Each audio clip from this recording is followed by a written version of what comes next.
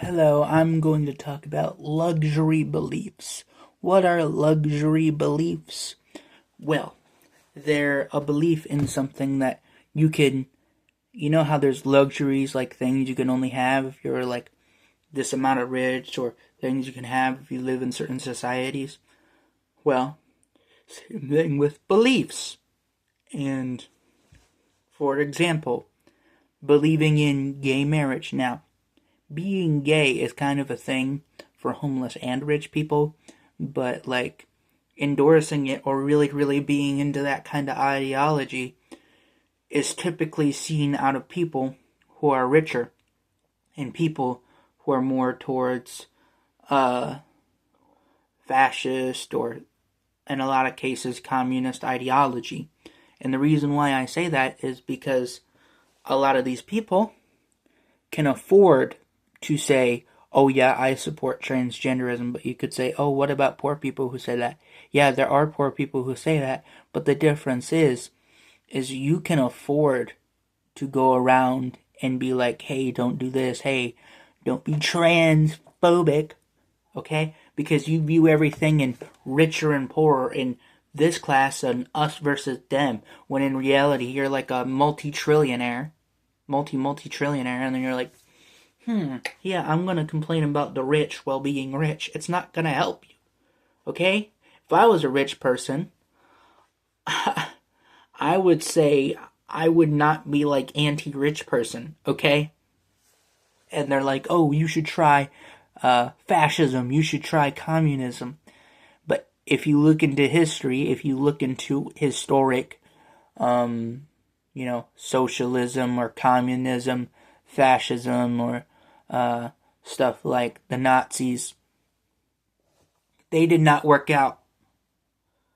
And generally, when people say that, they're either convinced by a system that is trying to change something that was already working, and they just want to break it because they're not the ones in control, or there is something actually wrong, but people are so desperate that they'll choose anything just to land on, yeah, I want to be anti this or pro this, instead of thinking, maybe I could be pro gay, but I also could be, pro feeding the starving, like I could be pro not killing people over having slightly different beliefs or slightly different political beliefs. Yeah, he might be a fascist. Yeah, he might be a communist or a Nazi or a socialist or something, or a freaking Christian or Jew or Muslim or Hindu or pagan, Buddhist, whatever, whatever the person may be, racially, sexually, whatever sports they might be into, whatever politics they might be into, etc., etc. These people will use the whole, oh, we're going to inclusion. They're like, you're discriminating against these people. You're doing all these bad things. But the thing is they say, oh, you're being Islamophobic, or you're being like anti-Semite, or you're being like racist or sexist or whatever. But a lot of those people, they can afford to say that in the sense of they are themselves the groups that they tend to hate, and they just call you that because they don't actually believe that. They just call that to justify whatever they're trying to do to you because they are whatever they call you, And if they call you a racist, that person is probably a racist themselves. If they call you a sexist, that person is probably a sexist themselves. Now, even if you actually are a racist or something, or a sexist, I don't encourage that behavior, okay? You shouldn't be discriminating against people of different races. But it's kind of hard to do that when a lot of these people that are like, don't discriminate against me, don't discriminate, I'm trying not to be a victim. Well, they're doing every single thing to either be a victim or be the victimizer, Where they're doing every single thing because they have a weird sense of morals, all right? And as a pagan, that's not very pagan to do. And they might go, but you're a pagan, how can you have those beliefs? Isn't that luxury beliefs? No, because a lot of pagans, believe it or not, had morals. They believed in basic gender roles, you know? If you want to have those beliefs, fine, go ahead. You can go into the communist, trans, whatever. That's fine. It's a free world. You can do that stuff. Just know you can afford to do that. Most people who are barely surviving, it's very, very, very rare that you see them have that, because unless they have contact with rich people like that, you're generally not going to see a poor person be like, oh, I'm a transgender, you know? It might exist, but not to the ideology that you have, you know? And as one person known as Asmongold once said, they don't want to get rid of the police, they want to be the police. They don't want to get rid of the ideology, they want to be the ideology, you know? They don't want to get rid of crime, they want to be the one who's committing the crime. They don't want to be, you know, in jail. They want to be the people putting other people in jail, you know? Because even if they're doing the exact same shit, for them, they could be doing all the same things. All the same things that this mean government does, or this evil government does, or whatever. Or this evil group of people do, if you want to consider that evil. But here's the thing, is they don't want to get rid of the evil. They just want to be the one who controls that evil. You know, they want to be that person, you know? They want their group to be that person. They're not solving the issue, they just want to be the issue, you know? It's an issue looking for a solution that isn't there. So, yeah. You might go, what about a problem looking for a solution? Or a solution looking for a problem is what I meant to say. Yeah, those exist, but when you're Johnny Somali, rules don't exactly apply to you even if you get arrested. That's what they think, you know? If you're somebody like that. Anyway, yeah, it's so weird that people have like a lot of these luxury beliefs, you know? But I'm not trying to be like homophobic or anything. I'm just saying that when you say that, you're pretty much saying that, I can afford to have those beliefs. But once people gain morality again, it's just going to lose its sense in the mainstream sense. And people try to say, oh, it's like the left, but this happens to the right wing as well. Don't let that go. Just because it's on your team doesn't mean that you have to all of a sudden go, oh, when they do it, when my side does it, left or right, politically, religiously, whatever, when my side does it, it means it's better all of a sudden, you know? Like if something is actually immoral, or something is actually just straight up wrong, it doesn't matter which side you're on, or good, or great, whatever, evil or good.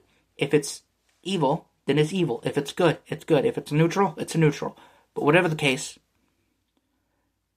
you can't just flip-flop around and be like that, because if you want to do that, then fine. Bring in the Somalians.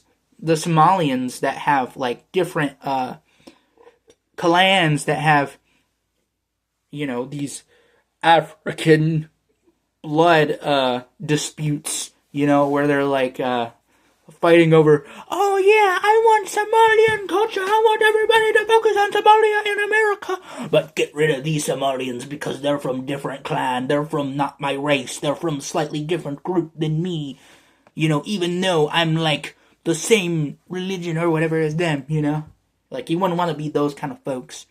And having that kind of ideology, no matter which side of the aisle you're on, whether that be conservative or liberal, right or left, religious or non-religious, whatever you may have.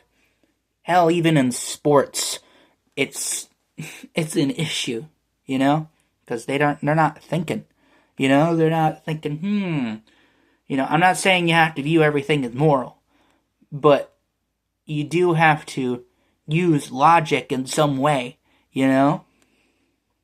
Use reason, use something, you know. You can't just go It has what I support in it. Therefore, it must be this way or that way. You know? And it does get controversial, like really controversial really quickly with things like, say, for example, the Gaza Strip or what goes on in South Sudan or all the other wars that happen, or, people getting cancer or people doing certain activities, you know? And, for example, sex. Sex is, yes, for reproduction in the sense of like a man and a woman having children. That's what you're genetically for. Now there is a part of sex where it's like because it feels good, people try to separate it from that. But when you're not really doing it in form of reproduction, it doesn't really work that well, you know? It's not really what it's meant for. Yeah, it feels good or whatever, but you're not gonna get any far. But then you might go, what about those people who don't have that sexual feeling? Or what about those people who can't have babies? Well, that's what your body was supposed to do, but it didn't for whatever reason. Say, I don't know, you were born with a particular body that didn't give you birth to babies if you're a woman, you know. And the reason why only women can really have babies, like biological cisgendered women, is because that's just the way the genetic code was. You know, like women are the baby makers and men are the capable ones of baby makers, but that's not the only way to show love. That's sexual love, sure, but it's not the only way, okay? You can do it in many, many other ways. That is just the most in marriage kind of thing, or in a big, long-lasting relationship generally. You know, there shouldn't be any like, oh, I have to date multiple people or this or that, because that kind of stuff is just kind of out of whack, very immoral. Anyway, this particular stuff is also for, so you can have the next generation. You can have the new set of morals, the new set of logic and society and reason and smartness and knowledge and questioning and critical thinking. But no. They gotta raise them in their ideology where you should never have kids. Maybe you should always be gay.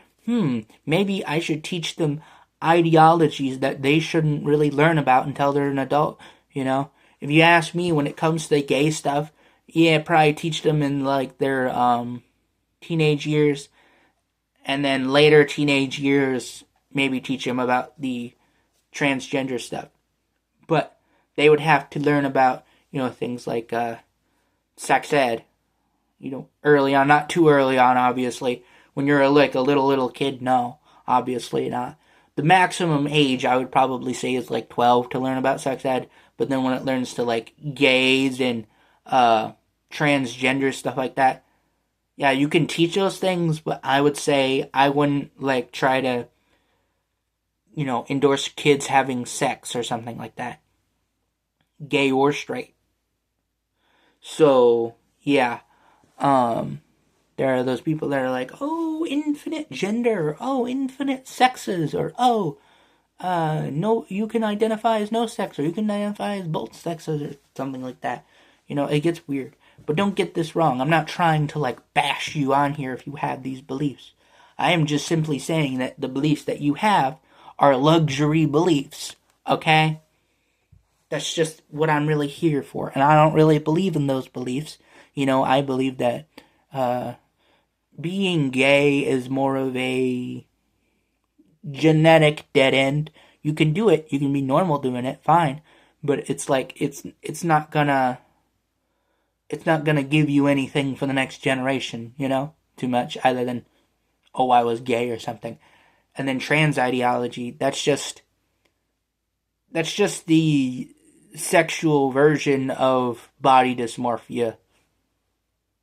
I believe that is a form of body dysmorphia because, well, they think they were born in the wrong body. They believe, that, oh, I have shorter or longer hair, or because I have the wrong body parts or something like that. And I used to believe in that kind of stuff till I realized I was fine as a man. I've been struggling with the whole trans thing all my life, not because my parents put that in my head, but because other people did. And I was like that for most of my life, and now that I'm old enough to realize what all of this is, now I'm just kind of out of it, But again, if you want to have these beliefs, if you completely disagree, you can disagree. But that doesn't mean that you should bash me, and obviously I'm not going to bash you for that, alright? I'm just deeming those as luxury beliefs that I consider unmoral, or immoral. But yeah, in conclusion, I have a very pagan view in the sense of, like, you can do it, but it's not exactly healthy. Like, for example, you can be healthy, like you can eat better, you can, eat your meats and vegetables and fruits or whatever, and have this. Or you could have the big time junk food that constantly gets you sick. Don't get me wrong, I like junk food too, but you don't see me I'm not kind of the person who wants to constantly have junk food all the time because it's so unhealthy. And look, I may be not the healthiest, but still, I don't smoke, I don't drink, I don't do stuff like that because you can, but again, it's your decision. Do you want to live a normal life, or do you want to live the luxury life? Okay, do you want to live, if you're going to have luxury beliefs, do you want to at least be a good, basically goodly moral, just regular person, or go with the junk food beliefs and just not think about what you actually believe? Do you actually believe because others told you, or do you actually believe because it's actually true? You don't just believe just to believe. You believe because you are aware that it's actually true. And because of this did turn me to paganism. And that's where I go on things. So yeah. You can agree, you can disagree, however you want. And yeah, after all that's said and done, it's your decision at the end of the day or night, whenever you're watching this. But regardless, so far, so whatever it may be for you. Anyway, long story short, this is the end of the video. And yeah, I shall see you later, probably. Anyway, bye. And just remember, stay ugly.